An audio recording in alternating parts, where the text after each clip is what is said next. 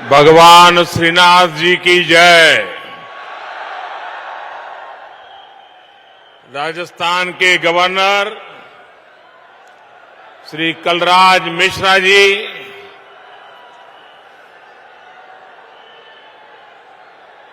मुख्यमंत्री मेरे मित्र श्रीमान अशोक गहलोत जी, विधानसभा के स्पीकर श्रीमान सीपी जोशी जी,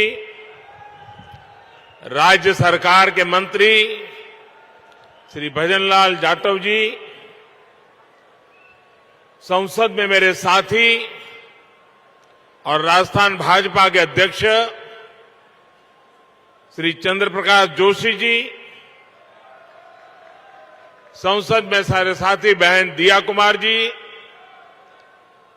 संसद के मेरे साथी श्रीमान कनकमल कटारा जी, सांसद श्री अर्जुन लाल मीणा जी, कार्यक्रम में उपस्थित अन्य सभी महानुभाव और राजस्थान के मेरे प्यारे भाई और बहनों, भगवान श्रीनाथ जी और मेवाड़ की इस वीर धरा पर मुझे फिर एक बार आपके बीच आने का अवसर मिला है। यहां आने से पहले मुझे भगवान श्रीनाथ जी के दर्शन का सौभाग्य मिला। मैंने श्रीनाथ जी से आजादी के इस अमृत काल में विकसित भारत के संकल्पों की सिद्धि के लिए आशीर्वाद मांगा है। साथियों, आज यहां राजस्थान के विकास से जुड़े 5,000 करोड़ रुपए से अधिक के प्रोजेक्ट का शिलान्यास और लोकार्पण हुआ है। ये प्रोजेक्ट्स राजस्थान की कनेक्टिविटी को नई ऊंचाई पर ले जाएंगे। उदयपुर और शामळाजी के बीच नेशनल हाईवे 8 के 6 लेन होने से उदयपुर, डूंगरपुर और बांसवाड़ा क्षेत्रों को बहुत फायदा होगा। इससे शामळाजी और काया के बीच की दूरी कम हो जाएगी। बिलाड़ा और जोधपुर सेक्शन के निर्माण से जोधपुर और बॉर्डर एरिया तक पहुंच बहुत ही सुलभ होगी। इसका एक बड़ा फायदा ये भी होगा कि जयपुर से जोधपुर की दूरी भी 3 घंटे कम हो जाएगी। 4 भुजा और निचली ओड़न के प्रोजेक्ट से world heritage site Kumbhalgarh, Haldighati और श्रीनाथ जी के दर्शन करना बहुत ही आसान हो जाएगा। श्री नाथद्वारा से देवगढ़ मदारिया की रेलवे लाइन मेवाड़ से मारवाड़ को जोड़ेगी। इससे मार्बल, ग्रेनाइट और माइनिंग इंडस्ट्री को और व्यापारियों को बहुत मदद मिलेगी। मैं सभी राजस्थान वासियों को इन विकास कार्यों के लिए बहुत बहुत बधाई देता हूं। भाइयों और बहनों, भारत सरकार राज्य के विकास से देश के विकास के मंत्र पर विश्वास करती है। राजस्थान देश के सबसे बड़े राज्यों में से एक है। राजस्थान भारत के शौर्य, भारत की धरोहर, भारत की संस्कृति का वाहक है। राजस्थान जितना विकसित होगा उतना ही भारत के विकास को भी गति मिलेगी। और इसलिए हमारी सरकार राजस्थान में आधुनिक इंफ्रास्ट्रक्चर पर सबसे अधिक बल दे रही है। और जब मैं आधुनिक इंफ्रास्ट्रक्चर की बात करता हूं तो इसका मतलब सिर्फ रेल और रोड ही नहीं होता।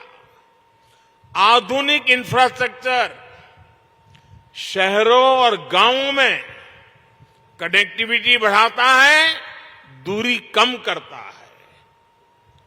आधुनिक इंफ्रास्ट्रक्चर समाज में सुविधाएं बढ़ाता है, समाज को जोड़ता है। आधुनिक इंफ्रास्ट्रक्चर डिजिटल सुविधाओं को बढ़ाता है, लोगों का जीवन आसान बनाता है। आधुनिक इंफ्रास्ट्रक्चर विरासत को बढ़ावा देने के साथ ही विकास को भी गति देता है। जब हम आने वाले 25 साल में विकसित भारत के संकल्प की बात करते हैं तो उसके मूल में यही इंफ्रास्ट्रक्चर एक नई ताकत बनकर के उभर रहा है। आज देश में हर तरह के इंफ्रास्ट्रक्चर पर अभूतपूर्व निवेश हो रहा है, अभूतपूर्व गति से काम चल रहा है। रेलवे हो, हाईवे हो, एयरपोर्ट हो, हर क्षेत्र में भारत सरकार हजारों करोड़ रुपए निवेश कर रही है। इस साल के बजट में भी भारत सरकार ने इंफ्रास्ट्रक्चर पर 10 लाख करोड़ रुपए खर्च करना तय किया है।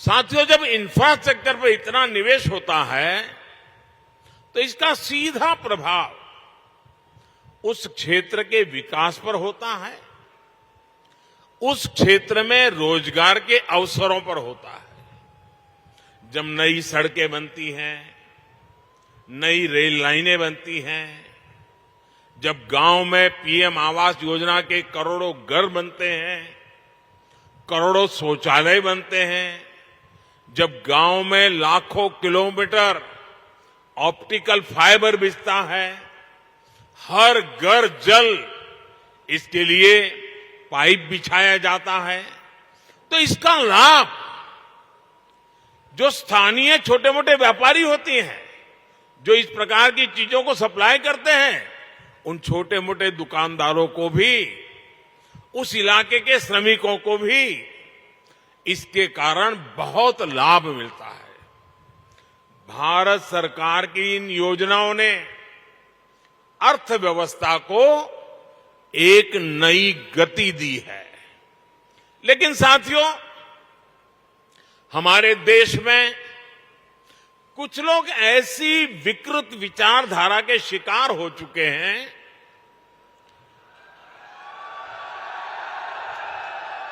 इतनी नकारात्मकता से भरे हुए हैं, देश में कुछ भी अच्छा होता हुआ वो देखना ही नहीं चाहते और उन्हें सिर्फ विवाद खड़ा करना ही अच्छा लगता है। अब आपने कुछ सुना होगा, जैसे कुछ लोग उपदेश देते हैं कि आटा पहले कि डाटा पहले, सड़क पहले कि सैटेलाइट पहले। लेकिन इतिहास गवाह है कि स्थायी विकास के लिए, तेज विकास के लिए मूल व्यवस्थाओं के साथ ही आधुनिक इंफ्रा बनाना भी जरूरी होता है। जो लोग कदम कदम पर हर चीज वोट के तराजू से तोलते हैं, वो कभी देश के भविष्य को ध्यान में रखकर योजना नहीं बना पाते। हम कई बार देखते हैं गांव में पानी की टंकी बनी, लेकिन वो 4-5 साल में ही छोटी पड़ जाती है। कितनी सड़कें या फ्लाईओवर ऐसे होते हैं जो 4-5 साल में अपर्याप्त लगने लगते हैं। हमारे देश में इसी सोच की वजह से इंफ्रास्ट्रक्चर के निर्माण को प्राथमिकता नहीं दी गई। इसका बहुत नुकसान देश ने उठाया है। अगर पहले ही मान लीजिए पर्याप्त संख्या में मेडिकल कॉलेज बन गए होते तो पहले देश में डॉक्टरों की इतनी कमी नहीं होती।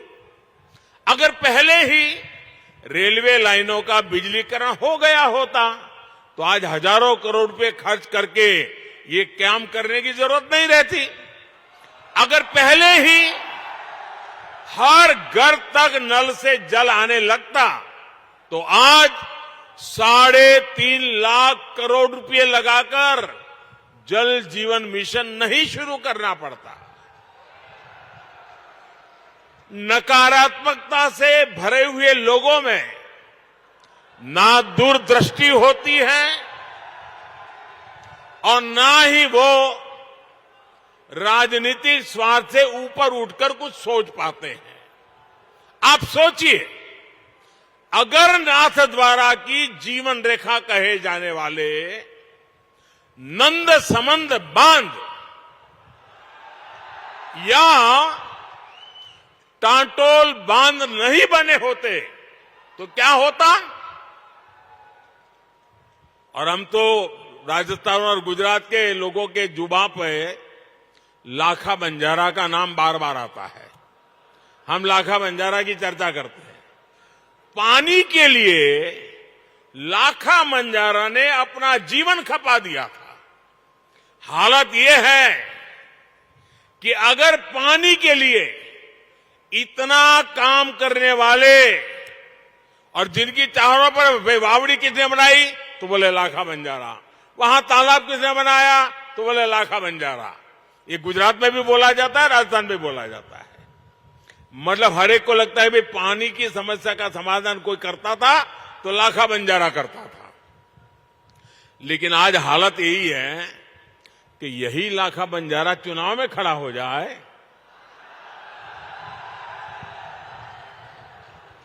तो ये नकारात्मक सोच वाले उसको भी हराने के लिए मैदान में आएंगे।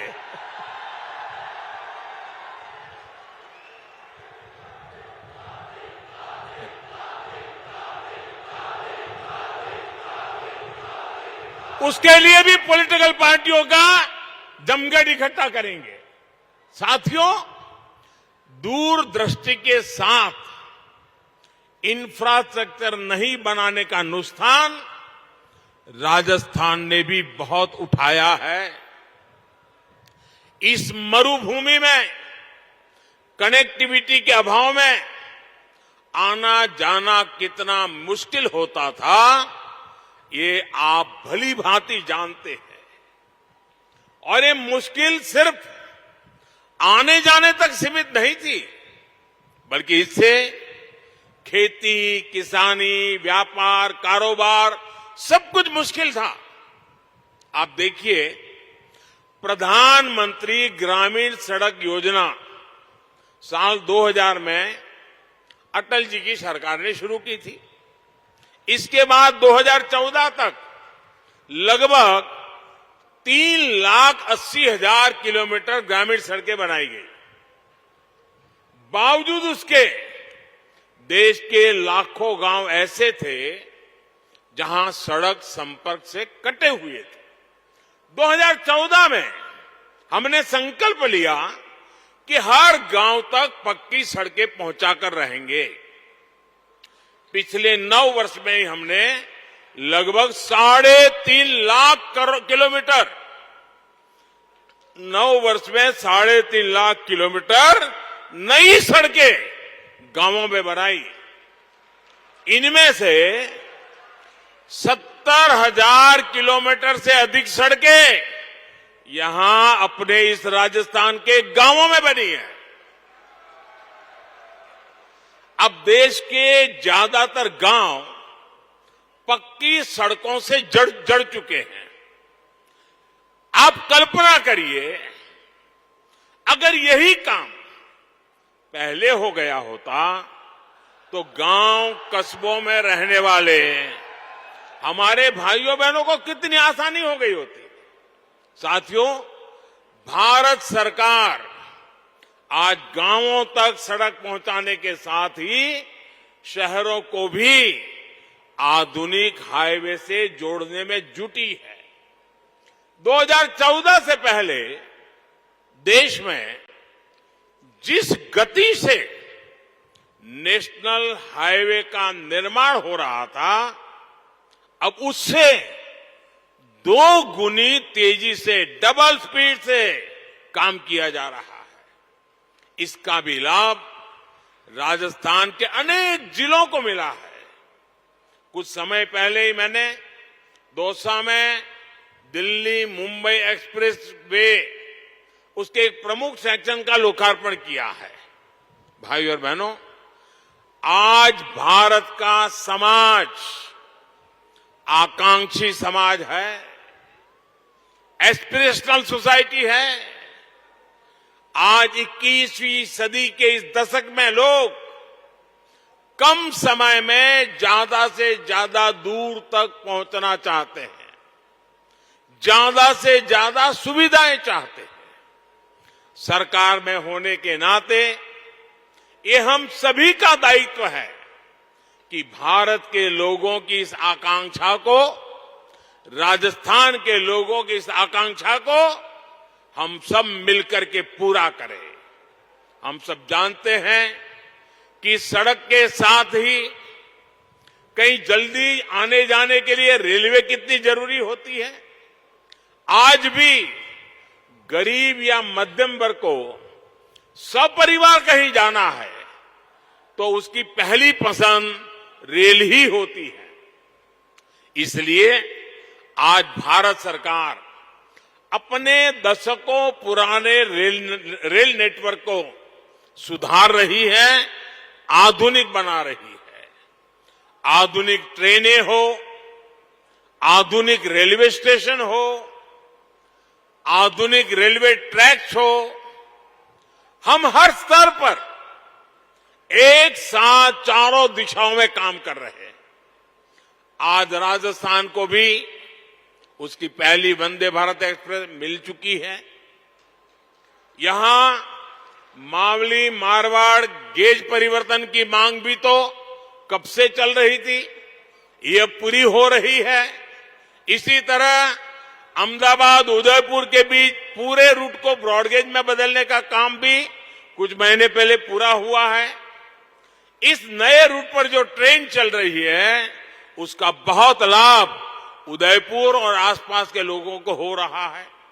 साथियों, पूरे रेल नेटवर्क को मानव रहित फाटकों से मुक्त करने के बाद हम अब तेजी से पूरे नेटवर्क का बिजलीकरण कर रहे हैं। हम उदयपुर रेलवे स्टेशन की तरह ही देश के सैकड़ों रेलवे स्टेशनों को आधुनिक बना रहे हैं, उनकी कैपेसिटी बढ़ा रहे हैं और इन सबके साथ ही हम मालगाड़ियों के लिए special track, dedicated freight corridor बना रहे हैं। साथियों, पिछले 9 वर्षों में राजस्थान का रेल बजट भी 2014 की तुलना में 14 गुना बढ़ा है। बीते 9 वर्षों में राजस्थान के लगभग 75% रेल नेटवर्क का बिजलीकरण किया जा चुका है। यहां गेज परिवर्तन और दोहरीकरण का बहुत बड़ा लाभ डूंगरपुर, उदयपुर, चित्तौड़, पाली, सिरोही और राजसमंद जैसे जिलों को मिला है। वो दिन दूर नहीं जब राजस्थान भी रेल लाइनों के 100% बिजलीकरण वाले राज्यों में शामिल हो जाएगा। भाई और बहनों, राजस्थान की बेहतर होती कनेक्टिविटी से यहां के टूरिज्म को, हमारे तीर्थ स्थलों को बहुत लाभ हो रहा है। मेवाड़ का ये क्षेत्र तो हल्दी घाटी की भूमि है। राष्ट्र रक्षा के लिए राणा प्रताप के शौर्य, बामा शाह के समर्पण और वीर पन्ना धाय के त्याग की गाथाएं इस मिट्टी के कण कण में रची बसी है। कल ही देश ने महाराणा प्रताप जी की जयंती पर उन्हें पुण्य भाव से स्मरण किया।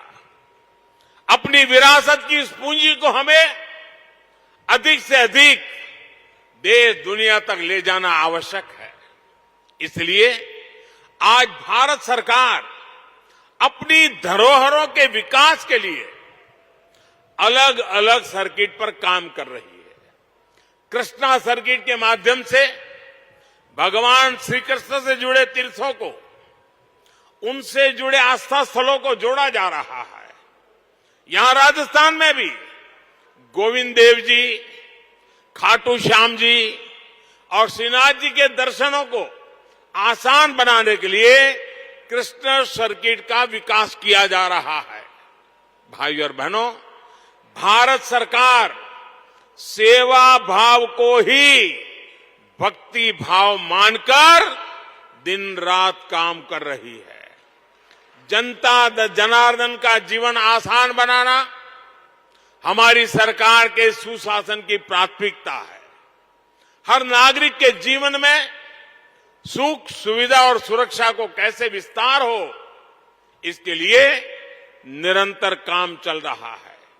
श्रीनाथ जी का आशीर्वाद हम सभी पर बना रहे, इसी कामना के साथ आप सभी को विकास कार्यों की फिर से एक बार बहुत बहुत बधाई देता हूं। बहुत बहुत धन्यवाद।